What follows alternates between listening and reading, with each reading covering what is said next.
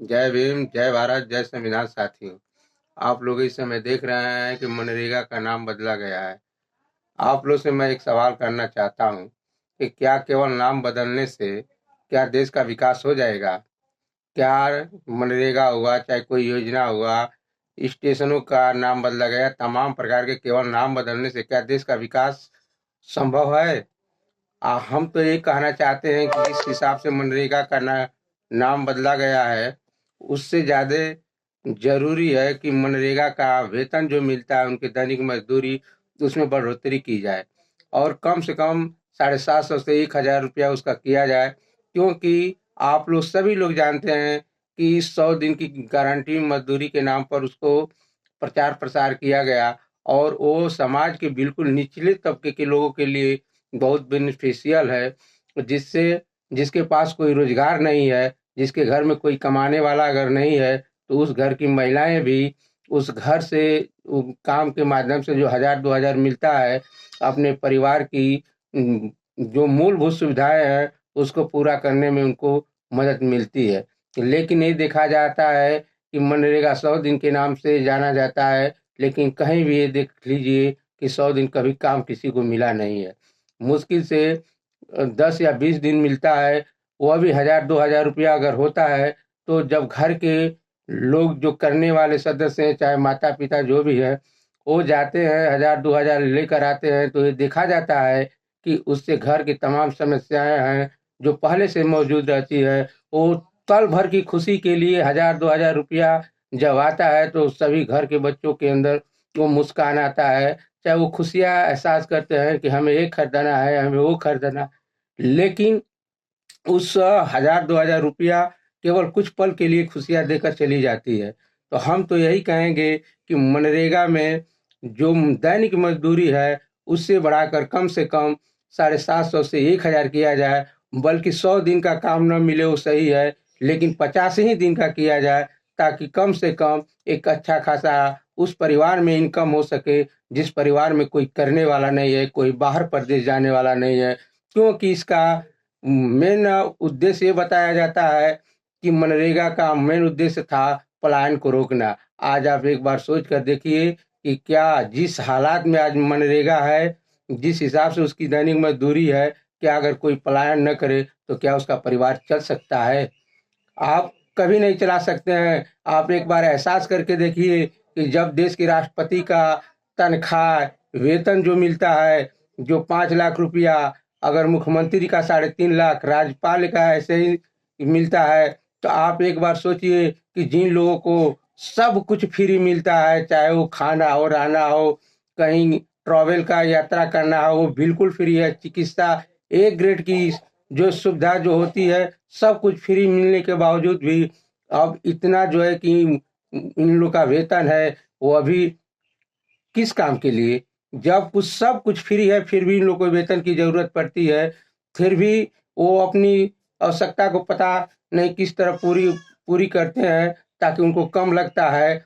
तो जब समय आता है, तो 8वां वेतन, 9वां वेतन के नाम पर उन लोग का ऑटोमेटिक बढ़ोतरी कर दी जाती है हर चीज़ में।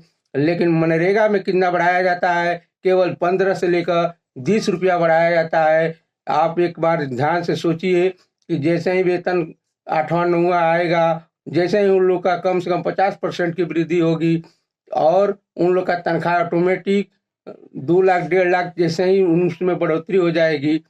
तो ये जब ऐसा होता है, तो सरकार ऑटोमेटिक उसको बैलेंस करने के लिए क्या नाम है कि महंगाई लाती है। और महंगाई में हर चीज़ आप देखते हैं कि हर चीज़ का दाम बढ़ा दिया जाता है।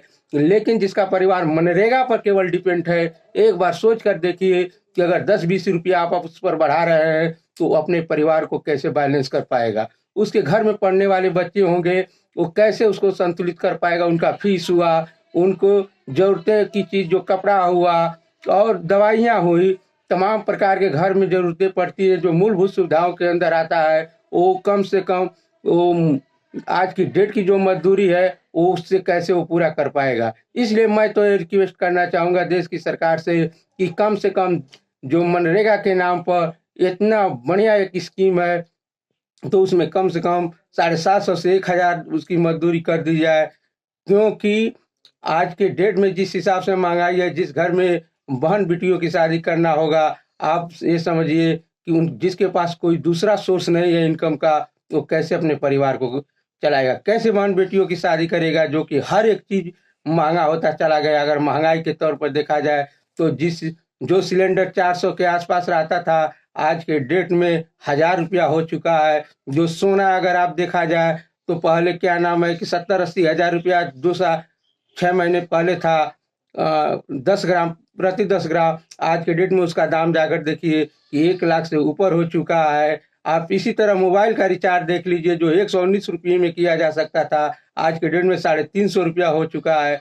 तो इस तरह सरकारी नौकरी करने वाले से लेकर जो संवैधानिक पद पर उच्च पदों पर बैठे हैं, उनका तो महंगाई के हिसाब से बैलेंस हो जाएगा, लेकिन सीधा सीधा उसका मार कोई झेलेगा तो देश की गरीब जनता, जो जिसके पास कोई सोर्स नहीं है कमाने का, जो गाँव में मजदूरी करते हैं और उनका एकमात्र जो इनकम का सोर्स है वो मनरेगा है। तो आप एक सोच कर देखिए, खुद पर फील करके आप लोग देखिए कि वो अपने परिवार को मूलभूत जरूरतों को कैसे वो ला सकता है, पूरा कर सकता है उतने पैसे में।